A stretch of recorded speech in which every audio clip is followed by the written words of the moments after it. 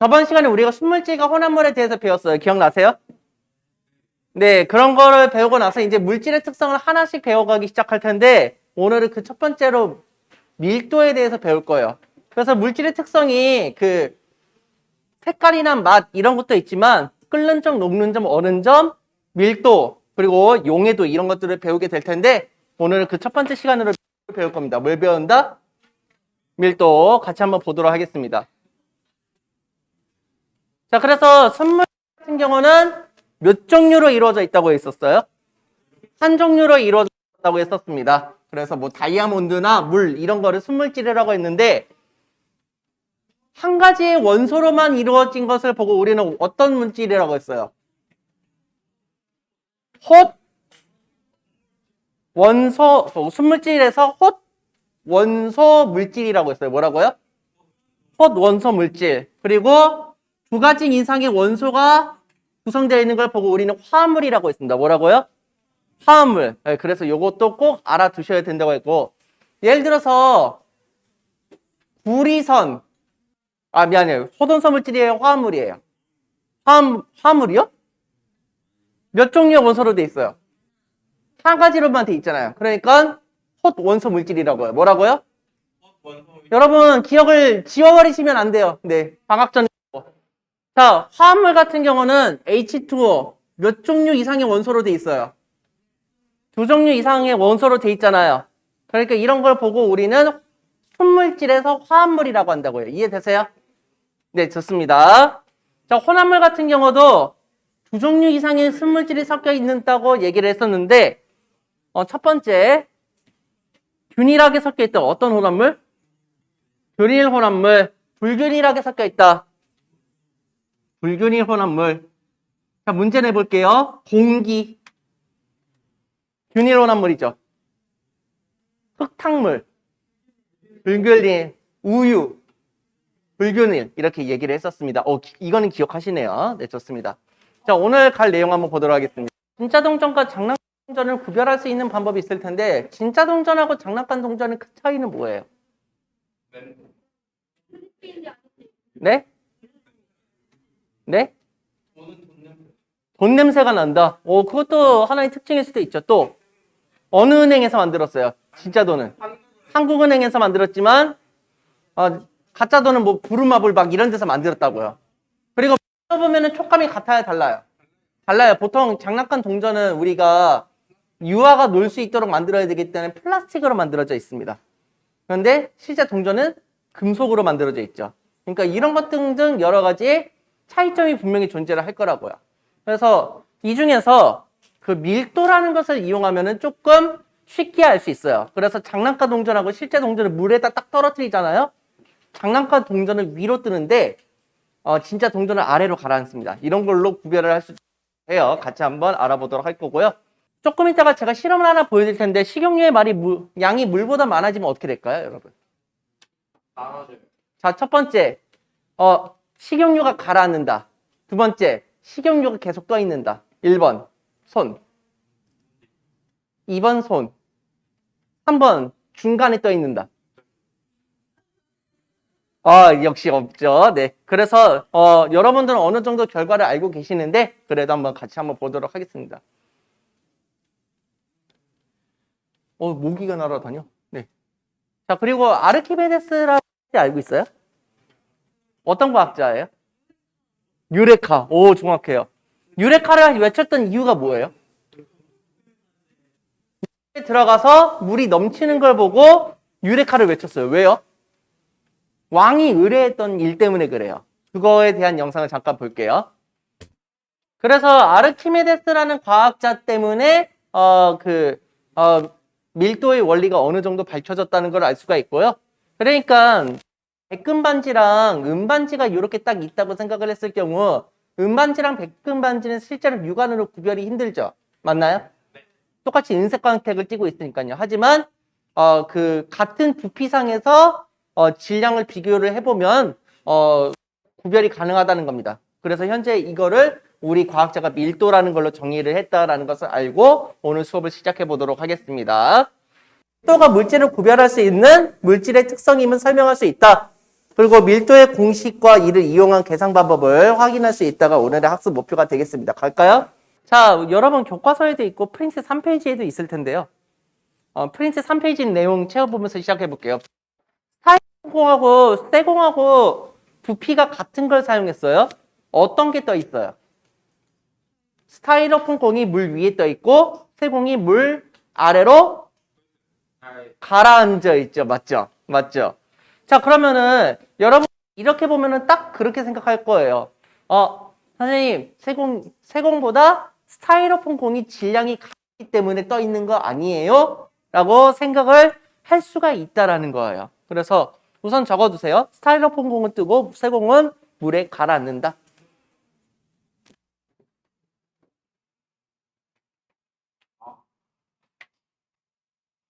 자, 그런데 질량이 같은 경우도 한번 생각을 해보자는 거죠. 자, 스타이로폼 공하고 세공의 질량을 똑같이 만들어서 넣었거든요. 그럼에도 불구하고 뭐가 떠 있어요? 스타이로폼 공이 떠 있고 세공은 가라앉아 있다는 거예요. 그러니까 부피나 질량만으로는 물질이 뜨고 가라앉는 성질을 설명할 수가 있는 거예요, 없는 거예요? 없다라는 거예요. 그래서 3번에다 적어주면 돼요. 물질이 뜨고 가라앉는 현상은 질량이나 부피만으로는 설명할 수가 없다. 그래서 과학자들은 생각했어요. 똑같은 부피에 얼마만큼의 고유한 양이 있는지 생각하면 되지 않을까? 이렇게 생각을 하다 보니까 만들어진 공식이 바로 밀도라는 겁니다. 뭐라고요? 밀도. 그래서 정의에다 적어두세요. 어떤 물질의 질량을 부피로 나눈 값, 즉 단위 부피에 해당하는 물질의 질량이다 라는 겁니다. 그래서 공사업체에서는 여기 이거를 좀 많이 쓰는 이거를 좀 많이 쓰는 편이고요. 이런 거는 이제 보통 실험실에서 많이 쓰는 단위입니다. 우리 중진 수준에서는 요 정도 공식을 알고 있는 게 좀 좋아요. 그런데 세제곱이라고 돼 있죠. 이거 뭘 나타내는 걸까요? 부피를 나타내는 거예요. 그래서 여러분 가로 곱하기 세로 곱하기 뭘 해야지 부피가 나와요? 높이를 해야지 부피가 나오는 거예요. 자, 그런데 이 세상의 모든 물질들은 이렇게 직육면체로 되어 있는 건가요? 아니죠. 곡률로 되어 있을 수도 있죠. 그거를 따지기 위해서 1cm 세제곱을 1ml로 정의를 내려놓는 거예요. 그러니까 이 세상에 있는 모든 물질들을 이렇게 직선으로 볼 수가 없기 때문에 밀리리터 단위도 사용을 하고 있는 겁니다. 그래서 물로 따지면 물 1cm 세제곱에 1ml 이렇게 볼 수가 있다고 보시면 돼요. 그래서 이 단위는 꼭 기억을 해두세요. 시험 문제 중에서 어려운 거는 이걸로 장난을 쳐요. 그램은 킬로그램 단위로 바꿔서 문제를 낸 다음에 그램으로 바꾸게 한다든지. 그러니까 똑같은 부피 내에서 얼마만큼의 질량이 있는지를 테스트를 해보는 거예요. 무슨 말인지 알겠죠? 식용유 1리터랑 물 1리터랑 질량이 같을까요? 다를까요? 백금 1kg하고 은 1kg하고 부피가 같아야 달라요. 다를 거라는 거예요. 그러니까 애매하니까 같은 부피로 정의를 내려놓고 질량을 비교해 보자고 한 게 밀도라는 거예요.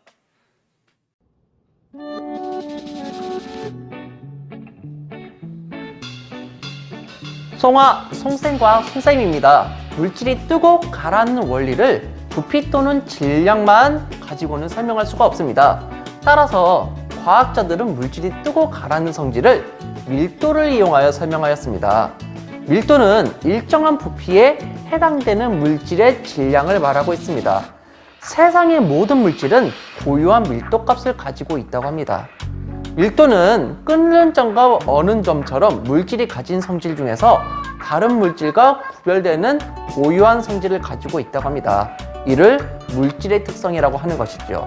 오늘은 물의 밀도를 측정하는 실험을 통해 밀도는 물질의 특성임을 확인하는 실험을 진행하고자 합니다. 자, 다 같이 즐거운 실험의 세계로 빠져보도록 할까요? 자, 물의 밀도를 측정하기 위해 필요한 준비물은 다음과 같습니다.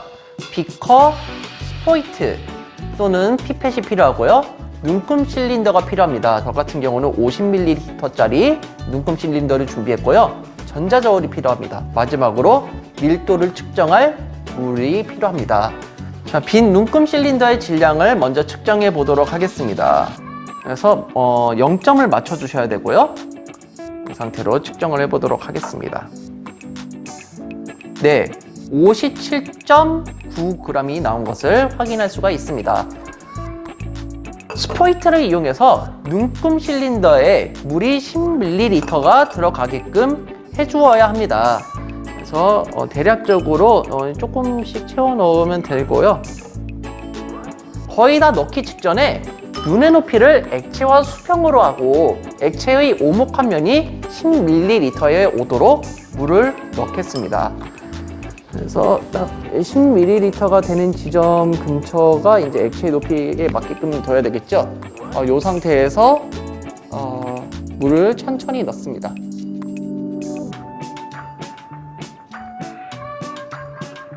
액체의 오목한 부분이 10에 오도록 맞춰주시면 되겠습니다.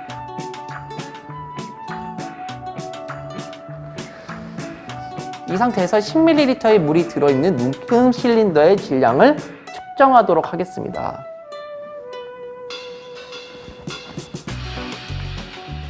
네, 67.9g이 나온 것을 확인할 수가 있네요. 이후 물이 들어있는 눈금 실린더에서 빈 눈금 실린더의 질량을 빼주게 되면은 물의 부피가 10ml일 때의 물의 질량을 구할 수 있게 되는 것입니다. 자, 그러면은 눈금 실린더에 물 10ml를 더 넣어서 물의 부피가 20ml가 되게 맞추겠습니다. 역시 비슷하게 넣어주면 되겠고요. 20ml가 될 때 액체의 높이와 내 눈의 높이가 수평이 되게끔 해야 된다는 겁니다. 액체의 오목한 부분이 20ml에 오게끔 해주시면 됩니다. 메니스커스를 고려해야 되는 거예요. 거의 다 왔을 때는 한 방울씩 천천히 떨어뜨리도록 합니다. 됐습니다. 자, 물 20ml가 들어있는 눈금 실린더의 질량을 측정해 보도록 하겠습니다. 네, 77.9g이 나온 것을 확인할 수가 있네요. 이후 물이 들어있는 눈금 실린더에서 빈 눈금 실린더의 질량을 빼주게 되면은 물의 부피가 20ml일 때의 물의 질량을 구할 수가 있습니다. 자, 마지막으로 30ml까지 물을 넣은 후 눈금 실린더의 질량을 측정해 보도록 하겠습니다. 네, 이렇게 하면은 된 것 같습니다. 자, 마지막으로 30ml까지 물을 넣었습니다. 눈금 실린더의 질량을 측정해 보도록 하겠습니다. 네, 87.9g인 것을 알 수가 있습니다. 이후 물이 들어있는 눈금 실린더에서 빈 눈금 실린더의 질량을 빼주게 되면은 물의 부피가 30ml일 때 물의 질량을 구할 수가 있습니다. 자, 실험을 잘 보셨나요? 물의 부피가 10ml, 20ml, 30ml일 때의 질량 값은 다음과 같습니다. 물의 질량을 부피로 나누어 주게 되면은 일정한 값이 나오는 것을 확인할 수가 있습니다. 물의 밀도가 약 1이 나옴을 확인할 수가 있는 것이죠. 앞으로 액체인 물질이 1인 것이 무엇이냐고 하면은 물이라고 하면 되는 것입니다. 자, 오늘 배운 내용을 다시 한번 정리해 보도록 하겠습니다. 밀도는 질량을 부피로 나눈 값입니다. 모르는 미지의 액체의 밀도도 이와 같은 방법으로 구할 수 있으니까 참고하시기 바랍니다. 그래서 메니스커스라는 건 뭐냐면은 눈가를 여기다 둬야 돼요. 여기다 이렇게 두고 정면에서 봐야 돼요. 위나 아래에서 보면은 돼요, 안 돼요? 높이가 달라 보여요. 이렇게 보면은 안 되고 여기서만 봐야 된다는 게 그 메니스커스를 이제 좀 지켜줘야 된다는 거고, 세상에서 이렇게 되는 물질은 흔치는 않은데 혹시 어떤 게 이렇게 되는지 알아요? 손을 만지면 중독에 걸리는데요. 액체로 된 금속이에요. 그렇죠. 수은이 이렇게 되고요. 물은 이렇게 됩니다. 그냥 이거는 상식적으로만 알고 계세요. 자, 밑에 보세요. 물질의 밀도를 보면은 물질이 물에 뜨고 가라앉는 성질을 알 수 있다라는 겁니다. 그래서 이 밀도 값을 알면 뭐가 좋냐면요. 밀도 값이 작은 거는 상대적으로 밀도 값이 큰 것보다는 잘 뜬다라고 생각할 수가 있어요. 근데 밀도가 큰 거는 아래로 가라앉는다고 생각할 수 있어요. 자, 그러면 여기서 밀도가 제일 큰 게 뭐예요? 돌, 그 다음에 글리세린, 그 다음에 물, 그 다음에 플라스틱, 그 다음에 나무, 이렇게 된대요. 그래서 내가 여기 부분을 내가 실험으로 만들어 놨어요. 그거를 내가 지금 보여줄게요. 옥수수효의 밀도와 물의 밀도를 비교해보는 시간 가져보겠습니다. 밀도가 큰 건 아래로 가라앉고 밀도가 작은 거는 위로 뜬다는 것을 기억해 두시기 바랍니다. 시작하도록 하겠습니다. 자, 옥수수효를 조금씩 부어볼게요.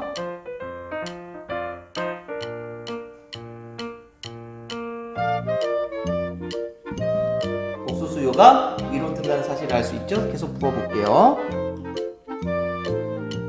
위로 뜬다는 것을 확인할 수 있죠? 거의 양을 비슷하게 한번 부어보도록 하겠습니다.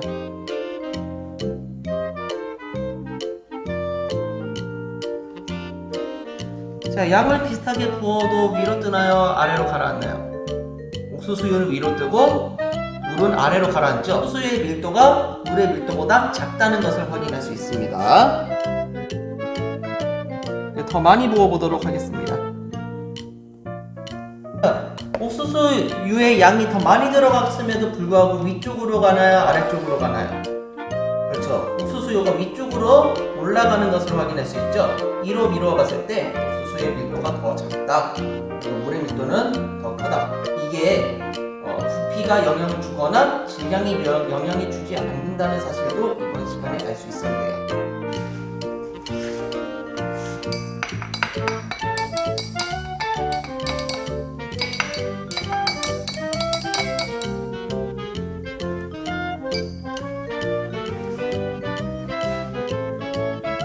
섞어졌음에도 불구하고 밀도가 낮은 물질인 옥수수유가 위쪽으로 올라간 것을 확인할 수 있습니다. 됐어요? 자, 이거 집어넣어 볼게요. 가운데쯤에서 멈추죠? 플라스틱의 밀도가 물보다는 작고 식용유보다는 크기 때문에 가운데서 멈추는 거예요. 한번 또 넣어볼게요. 다른 것도. 근데 유의하실 점이 이게 공기가 들어가면은 플라스틱이라도 할지라도 이제 식용유 위에 뜰 수 있어요. 그래서 공기가 없는 플라스틱 제품을 넣어주셔야 돼요. 한번 넣어볼게요. 그러면 들어가다가 물에 경계면서 딱 멈춥니다. 이런 것을 확인할 수 있습니다. 자, 그래서 한번 비교해 볼게요. 자, 밀도가 작은 물질은 밀도가 큰 물질, 위로 뜬다, 아래로 가라앉는다. 위로 뜬다. 이걸로 말장난을 많이 해요, 시험 문제. 자, 밀도가 큰 물질은 밀도가 작은 물질, 아래로 이렇게. 그러니까 똑같은 표현이지만 이렇게 말을 다르게 표현할 수 있어요. 그리고 우리가 부등호로 방금 표현해 봤죠. 그러니까 밀도가 작은 건 뜬다, 밀도가 큰 거는 가라앉는다, 이렇게 생각하시면 돼요. 상대적으로 밀도가 작은 게 뜨는 거고 밀도가 큰 게 가라앉는 거예요. 자, 이제부터는 조금 어려운 건데 자, 여러분, 이제부터는 좀 어려운 건데 그 4페이지 보세요. 이거를 모르면 문제집을 못 풀더라고요. 그래서 제가 이거는 교과서에 없지만 가르치긴 할 거거든요. 시험에도 나올 수도 있고. 자, 거기는 내가 조금 이따가 해줄 거예요. 네, 4페이지 먼저 넘어가고. 네, 나올 수 있죠. 자, 거기 3고 물질의 상태에 따른 밀도의 변화라고 되어 있는데 질량이 같을 때라고 적어주세요.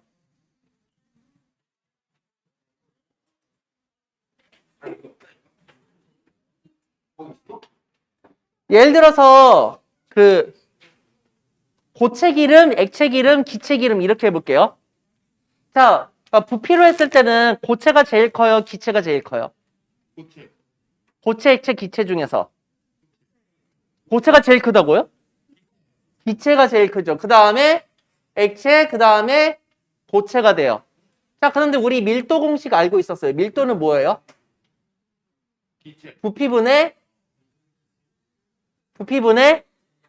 부피분의 뭐라고요? 질량.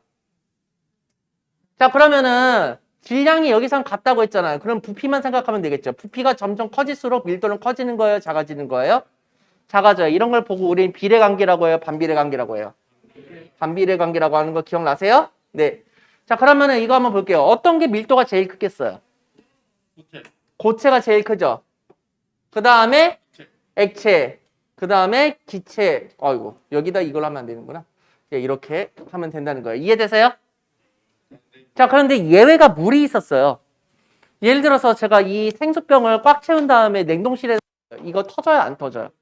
터져요. 왜? 물의 부피보다 뭐가 더 커져요? 얼음의 부피가 더 커요, 작아요? 커요. 그러면은 부피 생각해 볼게요. 고체가 크죠? 근데 고체는 액체보다 수증기가 더 부피가 커요, 작아요? 더 커지죠? 그러니까 기체가 큰 거는 맞아요. 기체가 제일 커요. 근데 그 다음에 이렇게 순서로 간다고요. 이해되세요? 자, 그러면은 밀도로 비교해 볼 거예요. 어떤 게 제일 밀도가 크겠어요? 액체가 제일 크죠? 그 다음에 고체가 밀도가 크겠죠? 제일 작은 게 뭐예요? 기체가 된다고요. 이해되세요? 그래서 여러분 문제집 중에서 하이탑이나 이런 데서 조금 어렵다라고 하는 문제는 이런 거를 좀 적용해서 냅니다. 그래서 보일의 법칙, 샤를의 법칙도 적용하고요. 이런 것도 적용을 합니다. 그래서 이거를 좀 알고 계셔야 돼요. 이해되십니까? 그러니까 우리가 물 위에 뭐가 뜨는 거예요? 얼음이 둥둥 뜰 수 있는 이유가 물의 밀도보다 얼음의 밀도가 커요, 작아요? 작기 때문에 그런 거예요. 네. 기억을 해주고, 어이구, 나 자신이 잘했구나. 칭찬해주고, 네. 금속에다 열을 가해주면 금속이 늘어나요, 안 늘어나요? 늘어난다는 거 알고 있죠? 이런 걸 보고 여러분이 8단원에서 이제 열팽창이라고 배울 거예요. 뭘 배운다? 열팽창. 그래서 온도가 높아지게 되면 부피가 커져요, 작아져요? 커져요. 부피랑 밀도는 비례 관계라고 했어요, 반비례 관계라고 했어요? 반비례. 그러니까 내려갑니다. 이해되세요?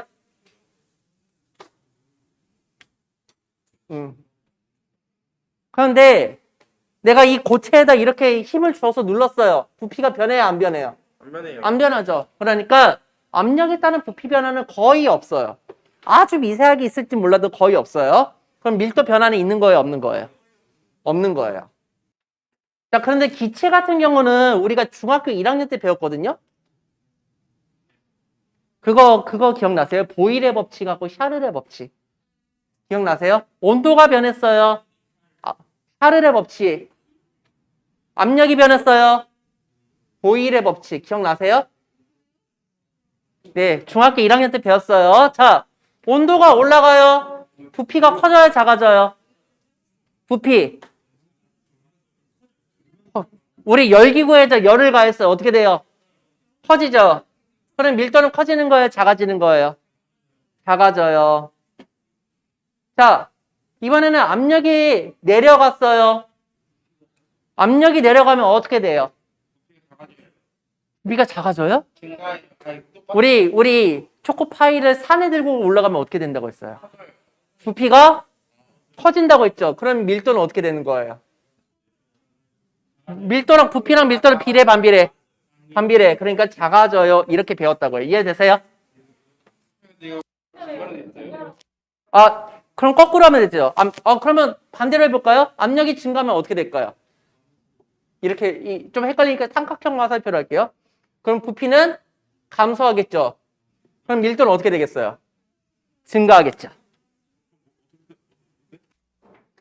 둘 중에 하나로 골라 적으면 되는데 압력이 증가하면은 부피는 감소하고 밀도는 증가한다고요. 부피 감소, 밀도 증가 이렇게 적으세요. 그래서 한번 확인해 볼까요? 아이고, 또 내 자신이 정말 잘했구나. 네. 그런데 이제 여러분이 할 줄 알아야 돼요, 몰라야 돼요?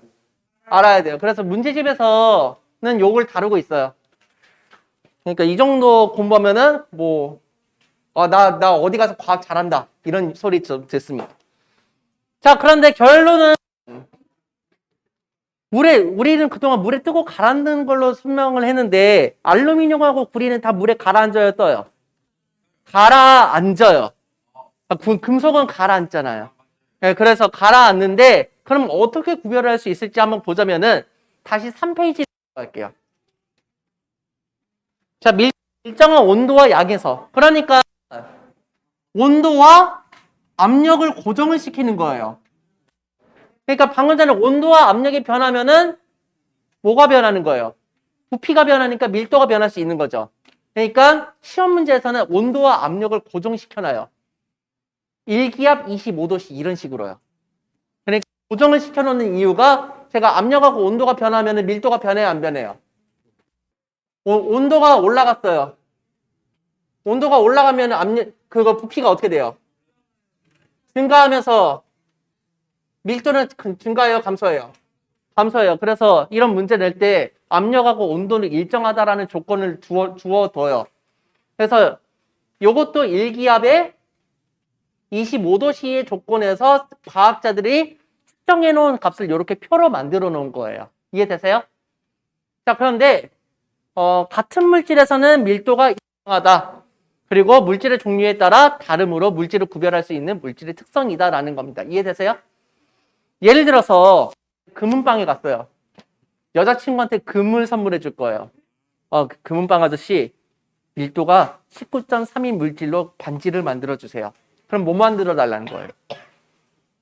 뭐 만들어 달래요? 금반지. 돈이 없어요. 그래서 밀도가 8.93인 걸로 반지를 만들어 주세요. 그럼 뭘로 만들어 달라는 거예요? 구리 반지로 달라는 거예요. 그러니까 이 밀도 값은 물질을 특정 지을 수 있는 값이 될 수 있어요? 없어요? 있다라는 거예요. 이해되세요? 이해되죠? 야, 여러분도 진짜 식당에 가서 한번 해보세요. 저기 종업 웨이터, 내가 목이 너무 말라요. 1인 물질 주세요. 뭐예요?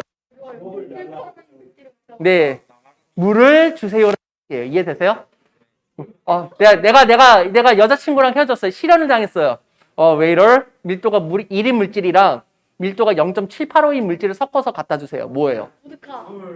보드카나 소주가 될 수 있는 거예요. 이해되세요? 그러니까 이렇게 물질을 정의할 수 있는 특징이에요. 그리고 어항 같은 데 보면은 산소를 딱 넣잖아요. 산소가 위로 떠요, 아래로 가라앉아요? 물고기 살라고 위로 뜨죠. 그 이유가 산소의 밀도가 물의 밀도보다 한참 작기 때문에 그래요. 그래서 밀도가 0.00128 이렇죠. 그러니까 상대적으로 거의 대부분은 고체가 밀도가 크고 액체가 크고 기체가 제일 작아요. 그래서 이렇게 알고 계셔도 돼요. 물론 예외가 있을 수는 있어요. 그런데 대체적으로는 저렇게 따라요. 알았죠? 그리고 개인적으로 저는 꼭 외우라고 싶은 거는 물하고 에탄올은 꼭 외워두십시오. 그러면은 여러분이 196페이지 문제를 풀 수가 있어요. 자, 196페이지 펴볼래요? 5분밖에 안 남았네. 빨리 나가야겠다. 자, 이거 풀어보세요. 196페이지. 활동 예상하기.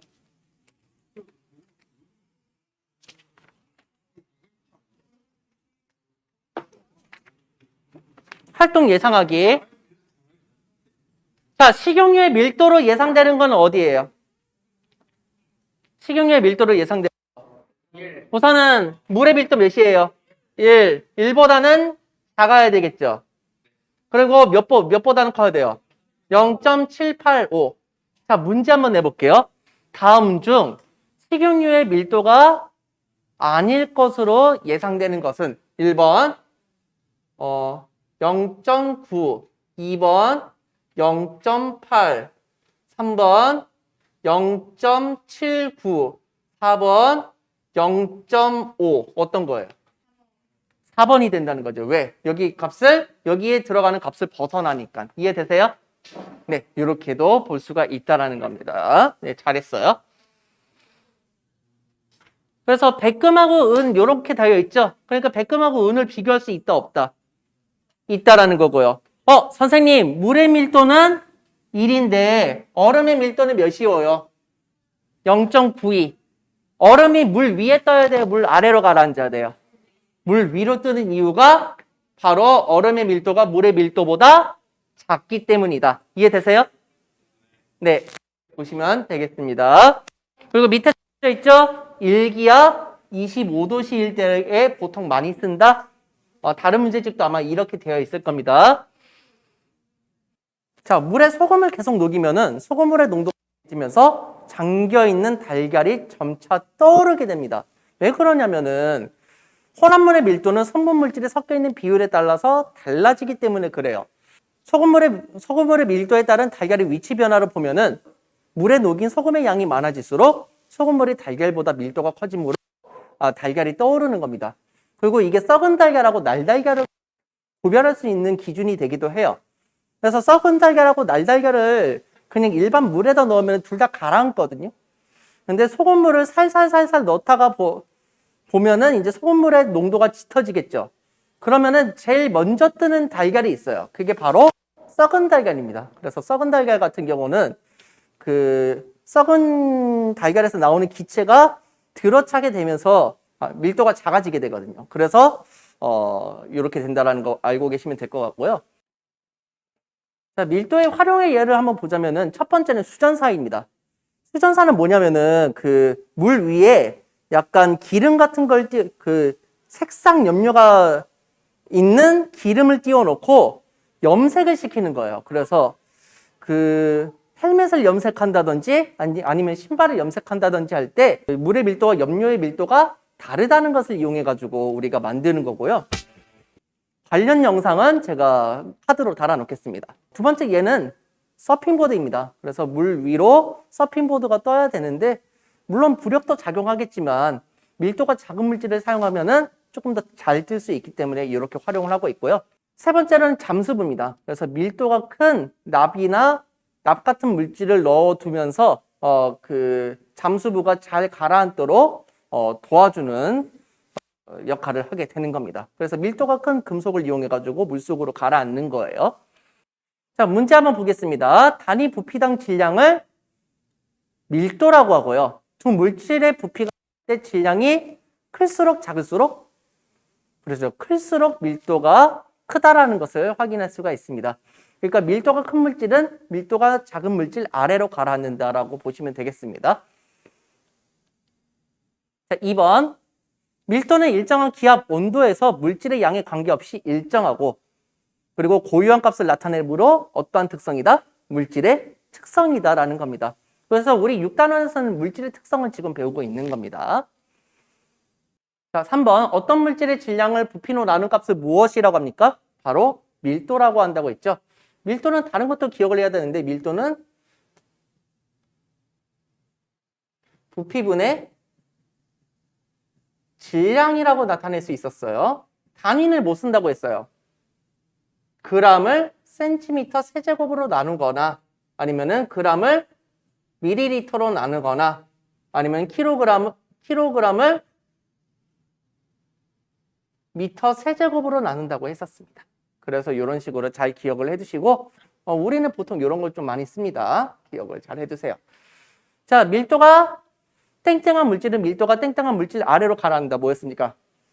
밀도가 큰 물질은 밀도가 작은 물질 아래로 가라앉는다. 잘 기억을 해두시고요. 자, 물놀이를 할 때 구명조끼를 착용하는 까닭을 밀도와 관련 지어 설명해 봅시다. 어떻게 보면 될까요? 구명조끼의 밀도가 물의 밀도보다 크면 돼요? 아니죠. 작아야 된다는 거죠. 구명조끼는 물보다 밀도가 작은 물질로 채워져 있는 겁니다. 그래서 따라서 구명조끼를 입으면은 물에 빠져도 가라앉지 않기 때문에 구명조끼를 착용한다는 사실도 잘 기억해 두시기 바랍니다. 자, 마지막 문제 풀어보도록 하겠습니다. 자, 밀도의 단위 질량당 부피이다? 이건 맞을까요? 아니죠. 단위 부피당 질량이죠. 거꾸로 되어 있다는 걸 확인할 수 있어요. 자, 두 번째. 밀도의 단위는 g이다? 아니죠. g을 부피로 나눠줘야 되는 거죠. 센티미터 세제곱이나 g을 밀리리터로 나눠주거나 아니면은 킬로그램을 미터 세제곱으로 나눠주거나 이런 식으로 사용한다고 했었습니다. 세 번째, 밀도는 물질의 양에 따라 달라진다? 밀도는 물질의 양에 따라 달라진다? 아니죠. 부피나 질량과 상관없이 밀도는 항상 일정한 값을 가지기 때문에 물질의 특성이다라고 얘기를 했었죠.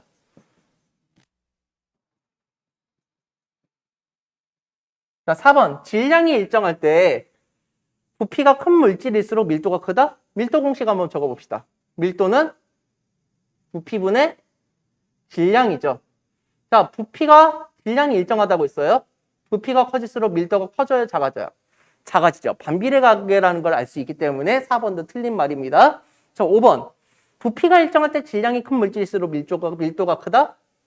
자, 밀도는 부피분의 뭐였어요? 질량인데 이번에는 부피가 일정하대요.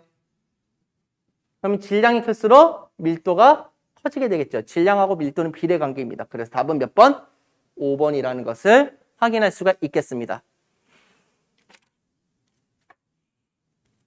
자, 다음 시간에는 용해도 물질을 구별할 수 있는 물질의 특성이 되는지에 대해서 알아보도록 하겠습니다. 자, 여러분 재미있게 항상 공부하시고 용해도가 좀 어렵습니다. 계산하는 연습 좀 있도록 하고 밀도도 계산하는 문제 충분히 있습니다. 그러니까 여러분께서 항상 잘 공부를 해두시길 바라겠습니다. 자, 감사합니다. 송바.